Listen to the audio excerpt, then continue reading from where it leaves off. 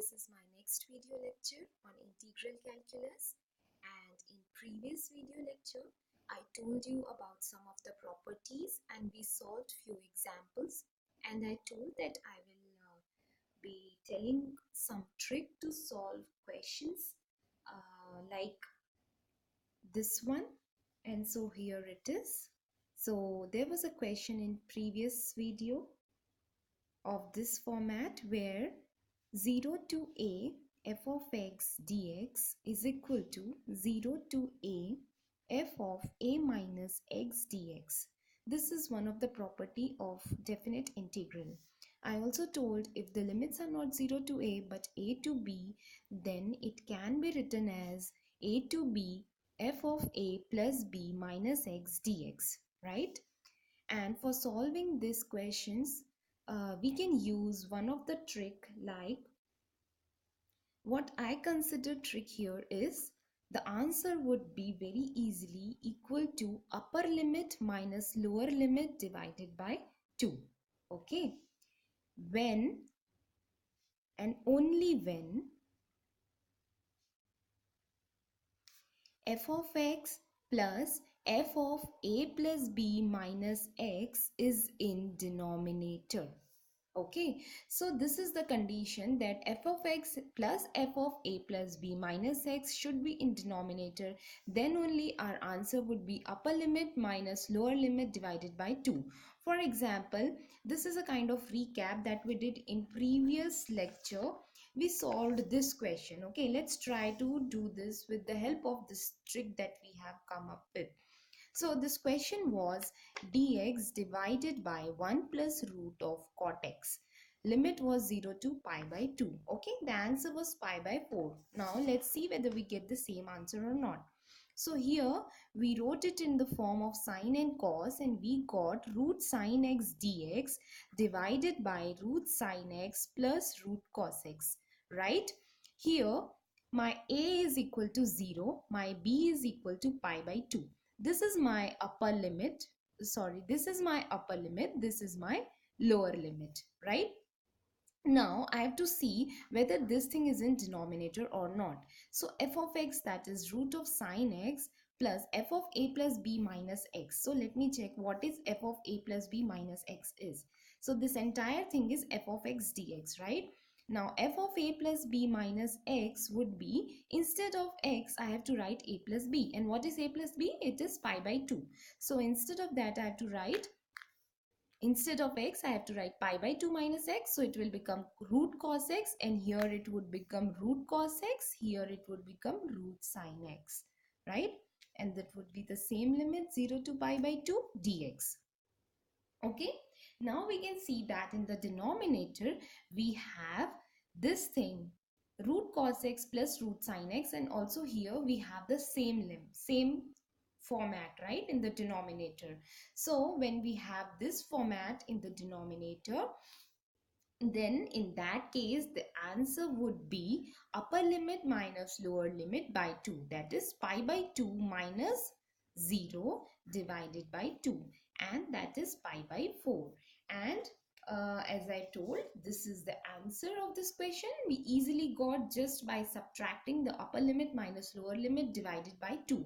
And now you must have realized how this 2 came, because here it was 2i. So when I divide, it becomes pi by 4, right? So this is very easy trick. You just have to subtract these two limits and divide by 2. But remember, it should be of this form, that when you substitute a plus b minus x, then the denominator should come out to be same. You can consider it that way. So I will write, this trick works when substituting f of x with f of a plus b minus x, you get same denominator. This is the trick that you have to remember. Okay, let's try with another one. So there was another question of this type. Here it was root x by root x plus root 5 minus x dx, right? And the limits are 2 and 3. Here also we have done with the same method, and the answer came out to be half. Let's see whether we get the same answer. So here what we'll do, let's check whether f of a plus b minus x. So this is nothing but f of x, right? Let's see f of a plus b minus x, what it comes. Now remember, this is a, this is b, okay? So a plus b is 5 minus x. So when I put instead of x 5 minus x, what is the value that I get in denominator is, here if I put 5 minus x, 5 gets cancelled and I get this. Now see, this denominator is same as this denominator. That means we can use this trick very easily.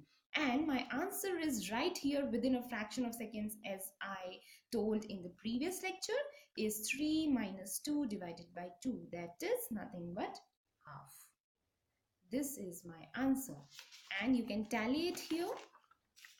We solved it this methodically and the answer is still half. Okay, so this is the trick that I was talking about in the previous lecture. So you can use it, but remember this condition, okay? It will work only in that case. Okay, so let's do some different kind of questions which are very easy looking, but it generally results into error and we end up in getting wrong answers. Okay, for example, this is a question. You might think that the answer is very easy for this, but generally we get wrong answers. This is cos x dx, but there is a mod, remember, okay? And the options given to me are 0, 1, 2, and D is none, okay? Now you must be thinking cos x, yeah, we know it is sin x and I just put the limits and I will get. No, don't forget the mod sign, okay, the mod function. So what mod does is, mod of x actually means x when x is greater than 0 and minus x when x is less than 0, right? Now if you consider cos of x, so cos of x is positive here, negative here. When I'm talking here, that means this is my first quadrant 0 to pi by 2 and this is my second quadrant pi by 2 to pi. So I know I can split up, right? In the properties we told we can split up. So 0 to pi by 2, if I split up, I have a positive sign, right? When it is positive, the value is itself. So it is simply cos of x dx. Plus, there is this other quadrant from pi by 2 to pi, where it is minus this part, okay? So this would be minus cos x dx.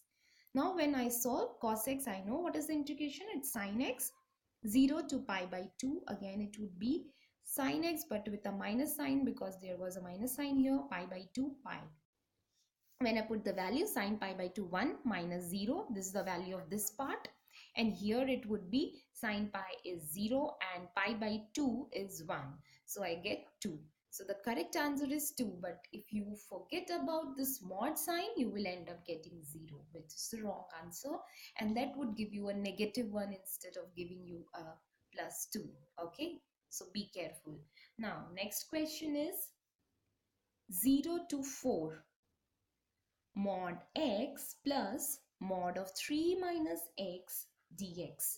And what would be the answer that we have to find out for this question? Now this question, this bracket is outside, this is mod here.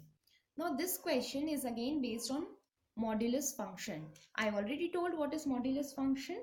Still I'll write again here. Mod x is x when x is greater than 0 and it is minus x when x is less than 0. Okay. Now what about mod of 3 minus x? Same thing. It would be 3 minus x with a positive sign, okay? When 3 minus x is greater than 0. This implies minus x is greater than minus 3, and which implies x is less than 3, right? And it would be minus 3 minus x when 3 minus x is less than 0. I'm using the same definition here. And this would imply me x when it goes on that side, x is greater than 3. So I have mod 3 minus x is equal to x 3 minus x and minus 3 minus x. And what are the condition? Here x should be less than 3 and here x should be greater than 3. So I will use this, and then I will solve this, right? Okay, now let me make this thing clear to you. My limits are given 0 to 4, right? I need not worry about this part, less than 0, right? I need not worry because my limits are 0 to 4, okay? And I have condition x less than 3, x greater than 3, so 3 is my pivot point. Now, when x is less than 0, I need not worry because my integral is from 0. Okay, so I will split from 0 to 3 something plus 3 to 4 something, right? 0 to 4 is there, but in between I have a breakup at 3. So 0 to 3, 3 to 4. Okay, something would come here, something would come here. Now let's see what this something is. 0 to 3. Okay, now 0 to 3, in this part, x is what? Greater than 0 and x is less than 3. Let's check what are the conditions that are satisfied by these. X is greater than 0, that means it is a positive x. So mod x becomes x plus this mod 3 minus x, what it will become? Either this or this. Now it is less than 3, so this condition is satisfied. So mod would be replaced by 3 minus x dx plus the second part, 3 to 4, this part. So here x is greater than 3 and obviously x is greater than 0. So this would be used instead of mod x. So this is x plus, now x is greater than 3. So this is the condition that would be replaced by the modulus sign. So it will be minus 3 minus x dx, right? This is the only crucial part in this. Otherwise the question is very easy. Okay. Now let me do it and check what the answer is coming. So here 0 to 3, this is what this becomes? Cancelled out. This is 3 dx plus 3 to 4 x minus 3 plus x dx. Okay. Now when I solve it, this would be simply 3 into 1 dx. Okay. This is 0 to 3 plus this becomes 2x minus 3. I have to integrate dx 3, 4. This is the limit. This already I told, this is x in the very first lecture of integral calculus, and when I put limits I'll get 0 and 3. For this it would be 2x square by 2 minus 3x, 3 and 4. Okay, so this would be 3 and 3 minus 0. Okay, and this would be 2 and 2 gets cancelled, x square, that is 4 square, minus 3 into 4 when I put upper limit, minus, now I put lower limit, 3 into 3. This would be 9, this would be 16, this would be 12, this would be 9 and this would be 9, right? Now you can check it, how much you get. Plus 9 minus 9 gets cancelled, 4, right? So this is 4. I think this would be 2x minus 3. Yeah, so this is 2x square by 2 minus 3x. So this is minus, yeah, I made a mistake. It should be plus here. Why? Because upper limit minus lower limit. So 4 square minus 3 into 4 minus 3 square, and this minus becomes plus. So this is plus 9. Okay. So yeah, these two gets cancelled. There is a 9 here. There is 4 here. So the answer is 13. Okay. This was very simple question. Only thing that you need to remember is this mod and how to operate. Okay. This is the key point. When you get this equation, you will get the answer. Okay. So this is one of the good question in it was asked in GATE previous year. Next we will solve another question which was asked in GATE, and this is based on greatest integer function. 0 to n is the limit. This is the sign of the greatest integer function, and what would be the value of this? And the options are n into n plus 1 by 2, b is n into n minus 1 by 2, option C is n by 2, and D is none. Okay, so if you simply solve, you may end up here, but the correct answer would be this. Now let me tell you what this means and how to proceed. Okay, solution. Okay, now what this actually means is it stands for greatest integer function. Okay, that means this would be nothing but equal to rounding off or rounding down to lower whole number. Okay, this is what it stands for. For example, if I write 0.2, it would be 0. 0.4, it would be 0. 0.6, now you must be thinking it's like 1, it should be round of 2, but it is rounded down to lower nearest whole number, and that is still 1. If I write 0.99, it is still 0. If I write 1.001, it is 1. Okay, I think now you have idea of what it means by greatest integer function. Now let's solve it. Okay. Now n could be anything, and let's consider n is very large or some other number, and we will split it between the integers. For 0 to 1, this is mod x dx, then 1 to 2 mod x dx, and so on. Last would be n minus 1 to n mod x dx. Sorry, not mod, greatest integer function dx. Now, as I already told, we generally what we do is we round it down to lower whole number.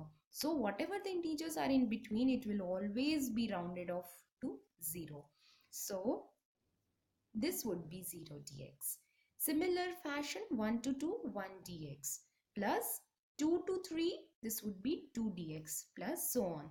The last would be n minus 1 times of dx. Okay, this is the trick. If you have reached to this step, you will get it. Okay, now let's try to do this. So I have 0 in the first, no need to solve. This is 1 dx, and this is 1 to 2, 2 to 3, and I have 2 dx, and so on. At the end, I have n minus 1 to n and n minus 1 dx. Okay, this is 1, it becomes x, and when I put, it will be 2 minus 1. This is 2 into x and 3 minus 2, and so on. Okay, so this difference will always be 1. Remember, because here the difference between the upper and the lower limit is 1. Okay, so it will be 1 plus 2 plus 3 plus so on up to n minus 1. Remember, last term is n minus 1, not n. We know what is the sum of n terms. First n terms, n into n plus 1 by 2. But here the sum is still n minus 1. So instead of n into n plus 1, it is n minus 1 into n minus 1 plus 1 by 2. And this becomes n into n minus 1 by 2, and that is the answer. Okay, so the answer to this question is B, not A. Okay, so my answer is B. Okay, now let's do one question. This was also asked in GATE. 0 to 1, x into 1 minus x to the power 5 dx. Okay, now this question appears to be very easy. But remember, I can't expand 1 minus x to the power 5 and then integrate and get the answer. It would be too lengthy. Still 5 is manageable. If it is 6, 7, 8, 9, 10, it would be so hard. There's a very small little beautiful trick. What is that? We'll use our cute formula. 0 to a f of x is nothing but 0 to a f of a minus x dx. Right? That's it. So limit remains as it is, and this x would be replaced by a minus x. What is a? 1. 1 minus x, and this would be 1 minus 1 minus x to the power 5 dx. Okay, this would become 0 to 1, 1 minus x, and 1 minus 1 gets cancelled, x to the power 5 dx. Now, did you see how quickly it remained in the form which can be easily solvable, right? So here, when I open the bracket, x to the power 5 minus x to the power 6 dx. Now, we know how to do it. X to the power 6 by 6, x to the power 7 by 7. Limits are 0, 1. I just put 1, 0, doesn't matter. And the answer would be 42 and 1. Very easily we get within some few seconds answer. If we don't use this formula, we will be stuck in this question. Okay. So, this question is also done. Let's do one more question, and that is 0 to pi by 2 log 10x dx. Okay. Now this question is also of that kind which we did. Here we have to replace f of 0 to a with 0 to a minus x. 0 to a f of a minus x. So here it would become 0 to pi by 2 log of 10 of, instead of x I will write pi by 2 minus x dx. And it will become 0 to pi by 2 log cot x dx. Right? This is my I. This is also my I. Okay. Now what I do is I simply add these two. Okay. But what I used to do is I plus I. Okay, left hand side, and here I have 0 to pi by 2 log tan x dx plus 0 to pi by 2 log cot x dx, right? So here it becomes 2i, right? And here it would be 0 to pi by 2. We know log rule. We studied in one of the video lecture what logarithm product is. Nothing but the summation of the individual logs. So here it would be log of 10x into cot x dx. And tan x and cot x are reciprocal of each other because this is equivalent to 1 by tan x, right? So it gets cancelled. It becomes 0 to pi by 2 log 1 dx. I also told what is log 1 in the previous video lecture on logarithms. If you don't remember, just go through that lecture once again and you will be revised, okay? And log 1 is 0, so my answer is 0 because 0 into dx is nothing but 0, right? So the answer is 0, okay? And I will continue with few more questions in the next video lecture. Till then, bye bye and thank you so much. Please do subscribe to my channel, and if you have any doubts, please comment below. Thank you.